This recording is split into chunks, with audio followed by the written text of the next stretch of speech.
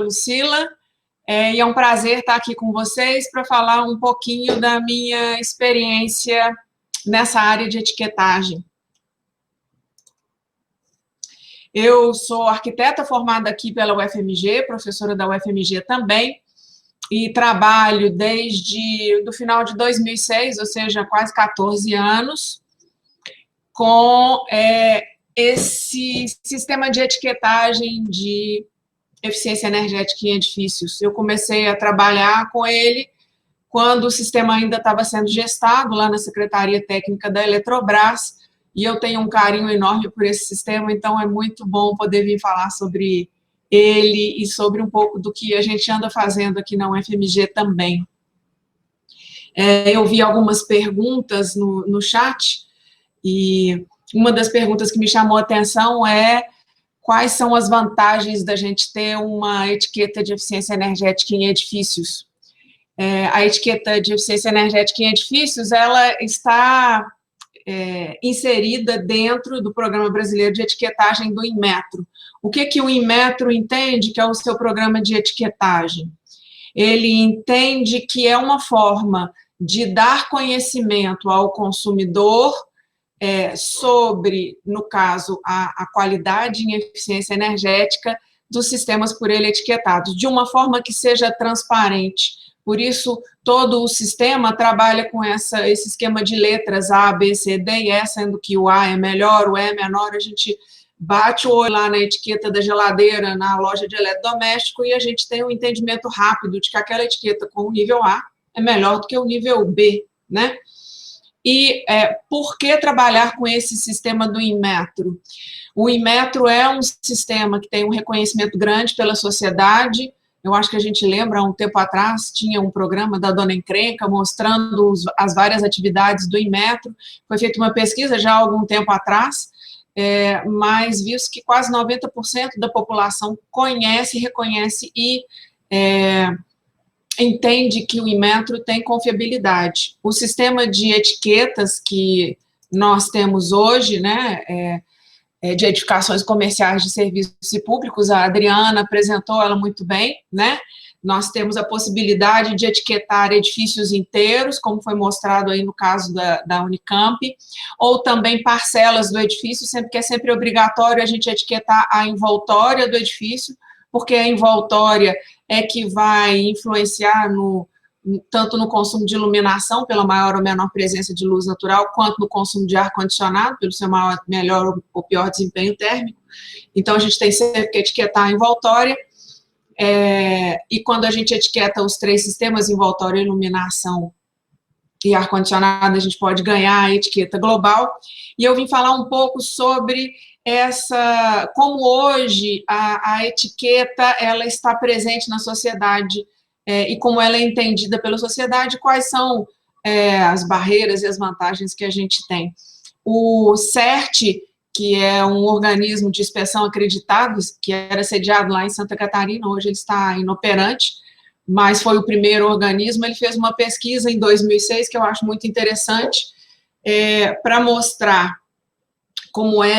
quem são as pessoas que estão atuando hoje no sistema. Então, nós temos vários consultores, nós temos muitos professores universitários, e nós temos também empresas privadas trabalhando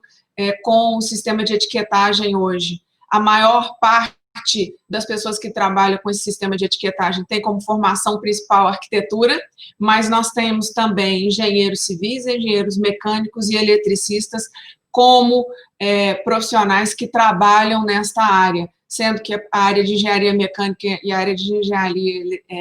elétrica são essenciais para a etiquetagem do sistema de condicionamento de ar e também para avaliação dos pré-requisitos, como separação de circuitos e etc. Se perguntou nessa enquete do OI3E, qual era o sistema mais conhecido dentre os sistemas de certificação existentes. Verificou-se que 90% das pessoas entrevistadas, foram mais de 400 respostas que se obteve, conhecem o PBE, sendo que o LEED fica ali bastante perto. O LEED é uma certificação que vem dos Estados Unidos, né, do SGBC, tem sede no Brasil, e o Aqua também bastante conhecido, são dois sistemas que vieram de fora, o Aqua vem da França, o LEED dos Estados Unidos, e também nós temos bastante pessoas que conhecem o selo azul da Caixa. O selo azul da Caixa e o Programa Brasileiro de Etiquetagem, eles têm uma característica peculiar, que eles são desenvolvidos para a realidade brasileira, por isso são bastante interessantes nesse sentido, para serem aplicados aqui no Brasil. Perguntadas também que tipo de certificação as pessoas, se fossem escolher, escolheriam para aplicar nos seus edifícios. A maior parte das respostas diz que teria interesse em ter uma certificação do Programa Brasileiro de Etiquetagem, seguido aí em segundo lugar pelo sistema LEED.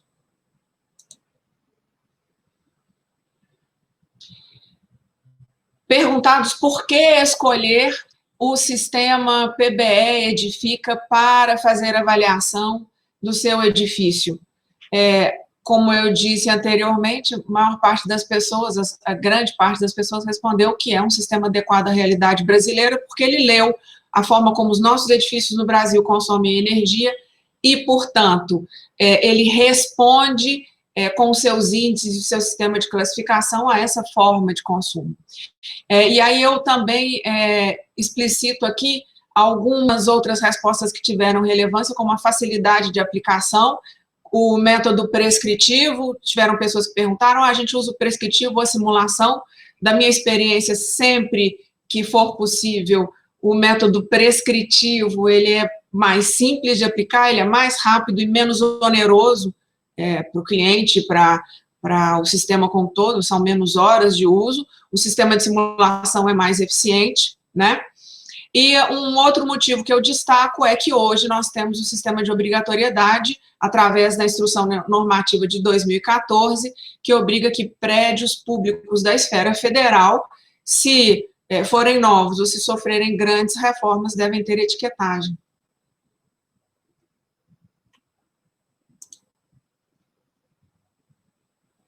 Perguntado sobre os desafios e barreiras e o que falta para que a gente tenha mais edificações, foi uma pergunta que foi feita aqui no seminário também, por que não pegou ou por que não é tão difundido. A maioria das pessoas responde que seriam necessários incentivos.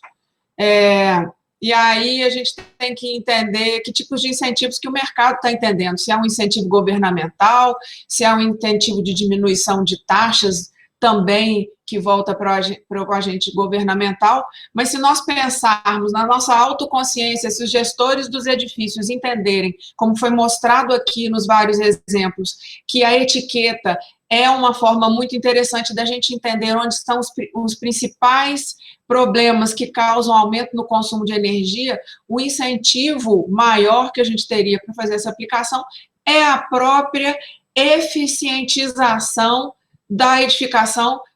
que vai consumir menos energia e que, portanto, vai ter um custo operacional bastante menor. Mas, ainda assim, as pessoas responderam que gostariam que houvessem mais incentivos, talvez além destes. Eu trouxe para vocês, para mostrar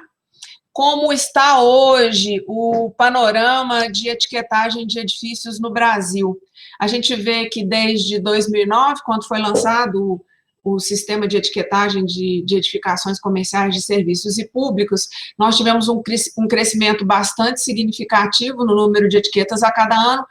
até que quando a gente teve a crise econômica de 2016,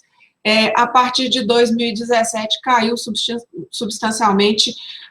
o número de edificações etiquetadas no país. A gente vê que 2017 a queda foi bastante grande e começou a haver uma recuperação. 2018 se manteve mais ou menos estável essa queda. Em 2019 começou a haver uma recuperação e a gente esperava que o mercado voltasse a fazer mais etiquetagem já em 2020, mas nós estamos aí com o ano Covid, que foram bastante perguntas aí, né? Quais são os impactos da Covid aí no sistema de etiquetagem e na avaliação das edificações. A gente vê que, por enquanto, o impacto é uma redução, nós temos menos da metade, já na metade do ano, de edificações etiquetadas em relação ao ano anterior, mas a gente espera que tenha uma recuperação, né? Nós temos da ordem de umas 300 edificações etiquetadas, e eu consultei lá o site português, e eles têm edificações entre residenciais, comerciais, edifícios pequenos e grandes, eles têm hoje 1,5 milhão de etiquetas, ou seja, as nossas 300 etiquetas comerciais de serviço público e mais umas 2.000 etiquetas residenciais ainda não fazem não são páreo ainda para um sistema que tem uma velocidade, uma rapidez tão grande quanto a de Portugal. Eu espero que um dia o Brasil possa acelerar essa curva e, efetivamente, a gente olhar para esse número assim, contando em milhares e não mais em centenas de edificações etiquetadas. O que aconteceu nestes últimos anos, a partir da entrada da instrução normativa que obriga os prédios públicos novos em reforma a etiquetarem, é que com a crise econômica, com a redução, talvez, de demanda pelo mercado privado, nós tivemos, com a continuidade das construções públicas, que mais ou menos 75% das etiquetas emitidas entre 2018 e 2019, ou seja, 3/4, né, de todas as etiquetas são etiquetas de edifícios públicos. Dentre elas, algumas escolas, universitários, mas muitos prédios de Receita Federal, de Secretaria de Segurança Pública, mas a gente vê que a compulsoriedade é algo que gera um incentivo e gera uma movimentação de mercado. Talvez, se a gente não tivesse a compulsoriedade da instrução normativa, nós teríamos um número bastante inferior de etiquetas hoje, depois da crise econômica.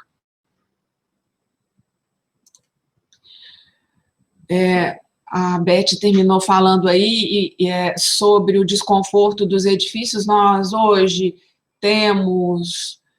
uma entrada cada vez maior de ar-condicionado em todos os tipos de edificações, tanto no setor residencial quanto no setor comercial de serviços e públicos, com a facilidade de instalação dos sistemas individuais, especialmente com o advento do split. Nós temos uma tendência de aumento de consumo de ar-condicionado nas edificações em gerais, e o Inmetro, junto com o Programa Brasileiro de Etiquetagem, o Procel,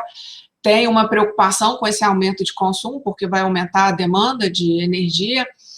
e esse ano a gente já teve uma atitude de atualização do que é o nível de eficiência desses aparelhos individualizados. O nível de eficiência passou a ser aumentado para etiquetas de níveis maiores, A, B, C, D, com isso visando que os consumidores, ao comprar aparelhos com nível A, tenham aparelhos de maior eficiência. Qual é a importância do ar-condicionado no cenário? Eu trouxe uma pesquisa que ela não é voltada para campus, ela foi uma pesquisa que nós fizemos aqui em Belo Horizonte, que é um clima da zona bioclimática 3, assim como é o clima de Campinas, no qual nós verificamos que há uma diferença muito grande de consumo entre prédios que têm ar-condicionado central e prédios que têm condicionamento misto, ou seja, tem ar-condicionado, mas a janela abre. A diferença entre os prédios com ar-condicionado e os prédios que não têm ar-condicionado já não é tão grande quanto a diferença para os prédios que têm ar-condicionado central e que funcionam com ar-condicionado, esteja frio ou esteja quente. Esses prédios com condicionamento misto vão usar o ar-condicionado apenas nas condições mais extremas de calor, e nestes prédios aqui a gente não tem o ar-condicionado, portanto o consumo é menor, mas nós não conseguimos garantir conforto, como foi mostrado aí pelas pesquisas de conforto feitas pela Unicamp, né? Quando a gente avalia esses prédios, nós vemos que essa talvez seja uma estratégia interessante. Mas também nós temos que entender que, ao etiquetar os prédios, sejam eles de condicionamento híbrido, sejam eles de condicionamento central ou de condicionamento natural, nós temos que dar um próximo passo, que é entender se aquela etiqueta, nível A, nível B, nível C ou nível D, se reflete num menor consumo de energia, porque nós estamos fazendo esse esforço de fazer toda essa avaliação, foi mostrado aí durante a tarde inteira, para que efetivamente nós tenhamos prédios mais eficientes e que consumam menos energia em relação a prédios, por exemplo, que não tiveram esse tipo de análise. E aí eu trouxe para vocês também um prédio comercial, não é um prédio de campus, foi o primeiro prédio etiquetado em Minas Gerais, e como ele já foi etiquetado há algum tempo, já entrou em operação e já está funcionando, nós conseguimos o consumo dele, a densidade de consumo, que é o consumo por metro quadrado. E ao avaliar esse prédio em relação a uma escala de consumo que nós conseguimos criar aqui atrás, avaliando quantos prédios nós temos em cada faixa dessas de consumo, nós conseguimos classificar faixas para níveis de consumo de A até E, e com isso a gente classificar os prédios uns em relação aos outros por mesmo tipo ou dentro de um cenário geral, nós pudemos classificar esse primeiro prédio etiquetado em Minas. E nós vimos que ele tem um consumo médio de 119 kWh por metro quadrado por ano, e quando ele é comparado com outros prédios com ar-condicionado central, nós vamos ver que esse prédio, apesar de ter uma etiqueta nível A, essa etiqueta ela tem esse formato antigo, porque ela é uma etiqueta do primeiro sistema, que foi publicado em 2010, nós vemos que esse prédio, em termos do seu consumo, comparado a outros prédios de ar-condicionado central na mesma cidade, ele teria um consumo nível C. Por quê? Quando a gente olha aqui a etiqueta, nós vamos ver que o sistema de condicionamento de ar obteve nível A, mas a iluminação e a envoltória ficaram com nível C, o que, apesar de nós termos obtido uma classificação final A, muito em função de bonificações que esse prédio ganhou, como economia de água, acho que esse prédio que ele ganhou mesmo foi economia de água, nós vemos que o desempenho dele ainda poderia ser melhor, apesar da etiqueta dele ser A. Quando nós comparamos esse edifício com todos os edifícios da nossa amostra, e aí entram edifícios condicionados, não condicionados e com condicionamento híbrido, a gente vê que esse edifício já teria uma classificação nível D. Se ele fosse comparado com um edifício no qual as janelas abrem e eu só uso ar-condicionado no verão ou nas épocas quentes do ano, ele de novo teria uma classificação C. Então, o próximo passo da etiquetagem, e eu acho que, por exemplo, a Unicamp já está com todas as ferramentas nesse sentido, é a gente verificar e comparar os níveis de etiquetagem que nós temos e os níveis de consumo que nós temos entre prédios semelhantes, para que a gente possa efetivamente verificar se melhorar a etiqueta de um edifício faz com que a gente efetivamente reduza ou tenha uma capacidade de redução do nível de consumo desse edifício. Não sei se eu estou falando rápido demais, é que eu não quero passar do meu tempo, né? Pensando nesses sistemas, a etiquetagem está com a gente há 10 anos, né? Foi lançado o primeiro sistema em 2009, agora nós estamos no final de 2020, então, no meio de 2020, nós estamos aí há 10 anos e meio do sistema. O Procel, junto dos seus planos de aplicação de recurso, visa um aprimoramento constante desses sistemas de etiquetagem, tanto introduzindo a cultura de etiquetagem em construtoras e empresas, trabalhando com proprietários de edificações, quanto também analisando a necessidade de revisão deste método, que, por exemplo, hoje não consegue enxergar bem, ou não consegue enxergar de uma forma mais simplificada a eficiência de prédios condicionados naturalmente, e por isso nós temos a introdução de um novo sistema,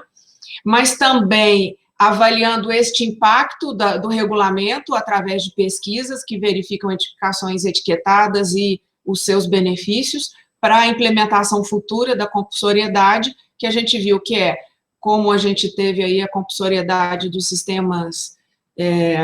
de prédios públicos da esfera federal, e isso gerou uma movimentação do mercado que manteve o sistema de etiquetagem vivo. O Procel pretende, talvez, lançar etiquetagem para outros sistemas. Nós temos também o Procel lançando as análises de consumo de edifícios, hoje para vários tipos de edificações, dentre eles edificações universitárias, mas também agências bancárias, hotéis, escolas, hospitais, e o incentivo ao uso cada vez maior de energia renovável, com uma chamada específica para edificações de baixo consumo de energia, as tais das NZEB, Near Zero Energy Building, edificações com consumo próximo do zero, cuja chamada teve como primeiro colocado essa edificação que está aí, que fica no CEPEL, no Rio de Janeiro.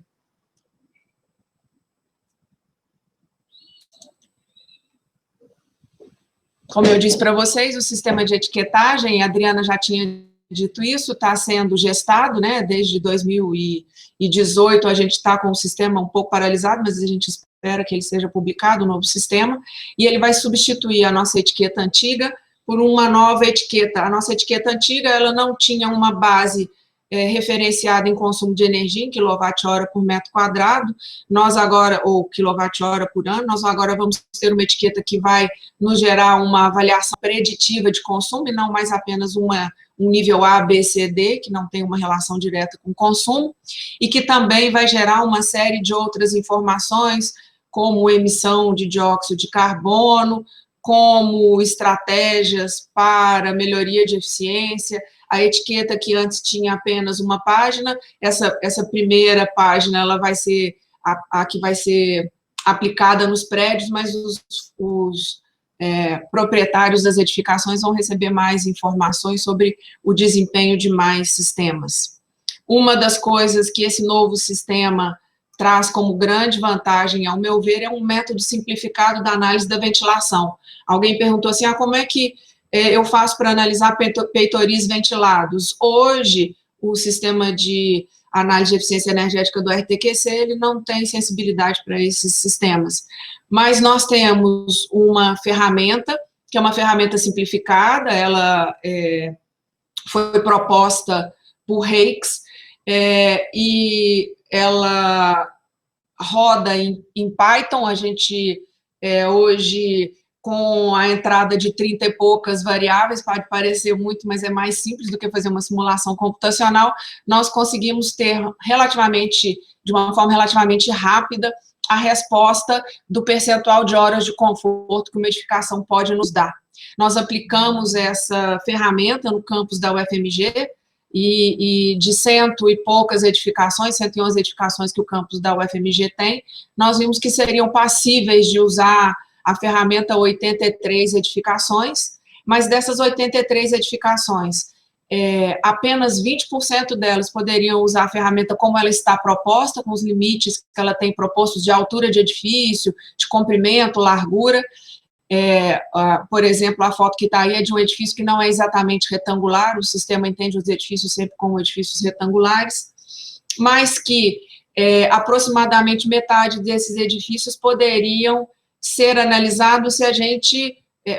fizer algumas adaptações ao método como ele está proposto hoje. 15% teriam mais dificuldade de ser aplicados. Nós pegamos um edifício desses, que é um edifício que exigiria adaptação, que é esse que está aí na foto, e nós comparamos o resultado da ferramenta prescritiva para avaliação de conforto, de horas de conforto, né, horas ocupadas em conforto, e comparamos com uma simulação feita no Energy Plus, e nós vimos que a ferramenta tem uma sensibilidade bastante boa, com uma aproximação de resultados bastante interessante. Né? Nós conseguimos, com a ferramenta,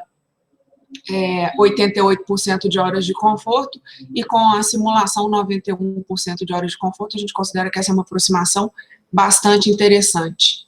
Uma das questões que a gente levantou também quando a gente foi analisar o conforto é que, apesar da gente ter um conforto médio de um bloco,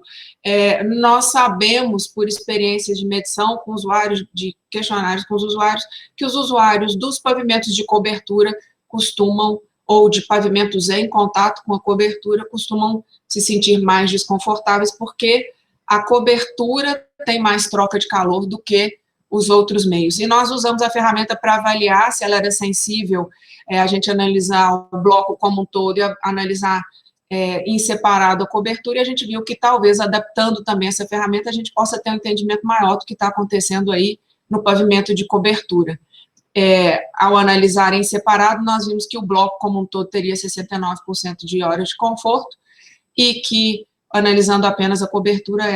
esse percentual de conforto diminuiria. O que nós vimos no campus da UFMG foi parecido com o que nós vimos aqui nos estudos apresentados pela Unicamp. Nós vimos que o consumo maior dos edifícios está nos laboratórios de pesquisa, que tem muitos equipamentos, que as unidades acadêmicas não são as unidades que têm maior consumo, mas, apesar desse consumo ser pequeno, e a gente falar relativamente pequeno por metro quadrado, menor por metro quadrado, nós podemos falar assim, então essas edificações estão ótimas em termos do seu consumo. Mas quando a gente faz uma análise destas unidades acadêmicas e entrevista os usuários, no caso da Unicamp, a Unicamp fez medição, nós fizemos um questionário online, tivemos mais de 500 respostas, nós vimos que os usuários relatam altos níveis de desconforto nestes edifícios, quando eles não têm ar-condicionado, com muitas reclamações por excesso de calor. Mas também vimos, assim como as pesquisas que foram apresentadas anteriormente, que quando os edifícios são condicionados artificialmente, os usuários continuam reclamando de desconforto, inclusive reclamando de desconforto por frio, mesmo em zonas quentes. O que nos diz que talvez os sistemas de ar-condicionado precisem ser melhor dimensionados para os usos, especialmente nas salas de aula. Eu falei rápido, mas eu espero que tenha dado para dar um panorama geral do que eu tinha que falar. Eu agradeço a todo mundo e coloco aqui o meu contato para caso alguém queira entrar em contato. Obrigada.